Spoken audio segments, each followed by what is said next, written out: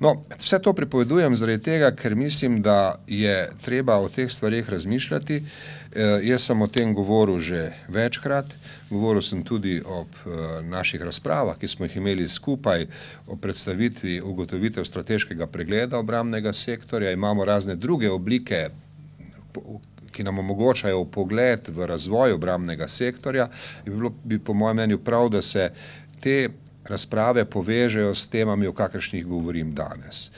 Seveda pa ima zadeva še neko širšo razsežnost, ki je v tem, kako razvijamo našo politično retoriko o teh vprašanjih. V politični retoriki se včasih pove, da varnost nima cene. S tem se želi povedati, da je varnost izjemno visoko na lestvici naših vrednot in tistega, za kar si prizadevamo. Mogoče pa je prišel čas, da se pove, da varnost ima ceno in da moramo razumeti našo privrženost k temu, da obrambni sistem ustrezno usposabljamo ravno skozi to, da poudarjamo, da to ne gre brez vlaganj. In da seveda država, ki se bo v naslednjih letih soočala z zahtevnimi razvojnimi dilemami, mora odgovoriti tudi na vprašanje, kako bo znotraj teh odgovorov našla tudi pravilen prostor za naše obrambne potrebe in seveda znotraj tega, kako bo zagotovila ustrezna materialne pogoje za razvoj naših obrambnih sil in našega obrambnega sistema v celoti. Torej, varnost ima ceno. No, s tem bi končal ta drugi del, drugo točko moje razprave. Tretji del se tiče koncepta obrambnih sil in vprašanja, kako naprej. In mislim, da je ravno to, o čemer sem govoril, ta velik pomen teh materialnih pogojev delovanja in razvoja že tudi uvod, če ne že kar del razprave o konceptu razvoja obrambnih sil v prihodnje. Tu seveda potrebujemo razpravo, ki bo dovolj široka in ki jo potrebujemo zato, ker moramo vedeti, da se pravzaprav premišljanje in razvoj koncepta obrambnih sil pravzaprav nikoli ne konča. To je nek kontinuiran proces, v katerem je treba vse skozi iskati pravilne odgovore, iskati dobre odgovore in se izogibati tistemu, kar v angleščini in v NATO-vi terminologiji radi imenujejo complacency. To je izraz, ki ste ga najbrž velikokrat slišali ob raznih priložnostih in ki je seveda nekaj, kar sem tudi sam, ko sem delal v Združenih narodih, slišal skoraj vsak drug dan. To je tisto, čemur se moramo izogibati in kjer je treba resnično vložiti napor v to, da bi našli dobre odgovore in da ne bi naposled prišli v položaj, ko se bo izkazalo, da smo karkoli zamudili. No, jaz sem sam poskušal sodelovati že tudi doslej z raznimi prispevki v razmišljanjih, ki morajo biti skupna, ki morajo biti kolektivna, v katerih morate sodelovati vsi vi in ki se nanašajo na razvoj koncepta naših obrambnih sil. Tako sem, na primer, v razpravi o resoluciji o splošnem dolgoročnem programu razvoja in opremljanja Slovenske vojske do leta 2025, ki je bil zadnji tak primernega okvira, znotraj katerega se je en del te razprave opravil in kjer je bilo marsikaj koristnega narejenega. No, v tem razpravljanju sem povedal, da Slovenija potrebuje sicer manjšo, ampak visoko usposobljeno in izurjeno ter motivirano, premično, prilagodljivo vojsko, tako s pozitivnimi elementi, ki se uporabljajo pri ekspedicijskem delovanju in ki so dopolnjene z zmogljivostmi, ki se lahko v ustreznem času aktivirajo in bodo namenjene za dopolnjevanje poklicne pogodbene sestave ter obvezne rezerve, če bo uvedena.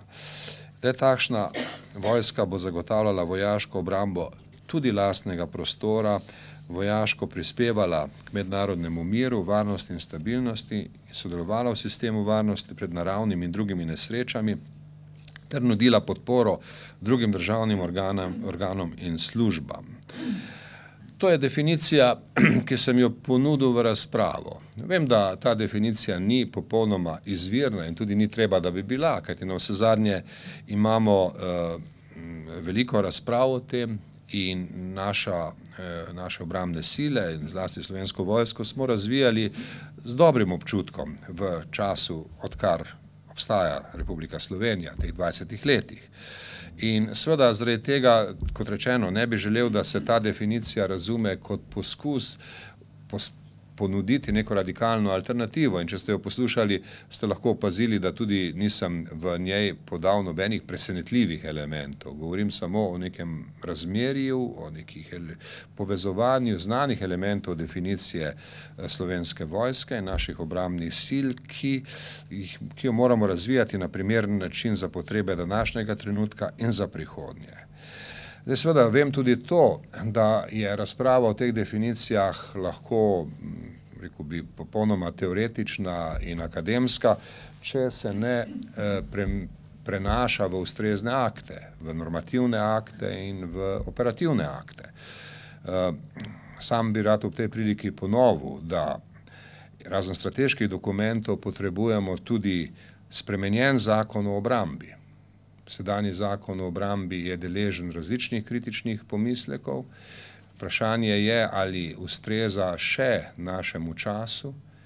To vprašanje je seveda že dobilo večkrat odgovor, da so spremembe potrebne, in sam bi se temu pridružil in bi se zavzel za to, da v prihodnje pristopimo k spreminjanju tega zakona.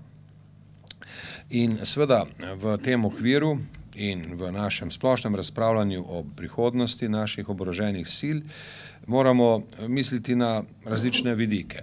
En vidik je ta temeljna definicija, o kateri sem govoril, vendar koncept in identiteta naših obrambnih sil zahteva še več. Razumevanje prvič za to, kako so se naše obrambne sile doslej razvijale. Zavedanje o tem, da so bile v teh 20 letih, odkar obstaja Slovenija, številne spremembe. Spremembe, ki so zahtevale prilagajanje, ki so ustvarile tudi določene stresne situacije. In verjetno je tako, da bodo nadaljne spremembe tudi dovolj, torej rekel bi, zahtevne. Nadalje, prišli smo do točke, ko govorimo o Slovenski vojski kot profesionalni vojski in gojimo kulturo profesionalnosti. Pri tem verjamem, da moramo bolj kot doslej poudarjati celovitost te vojaške kulture. Celovitost kulture profesionalnosti, ki ni neka ozka tehnična zadeva, ampak ki je zadeva, ki vsebuje več vidikov, od katerih bi posebej kot temeljne izpostavil tri.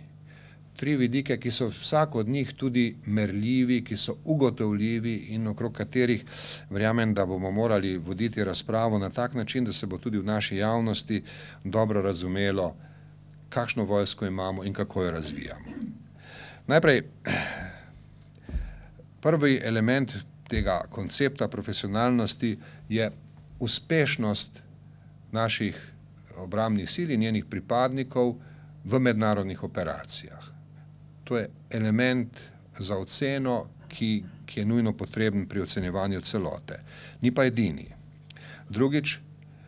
Drugi element je element uspešnosti in učinkovitosti pri opravljanju funkcij, zlasti pomoči, zaščite in reševanja doma.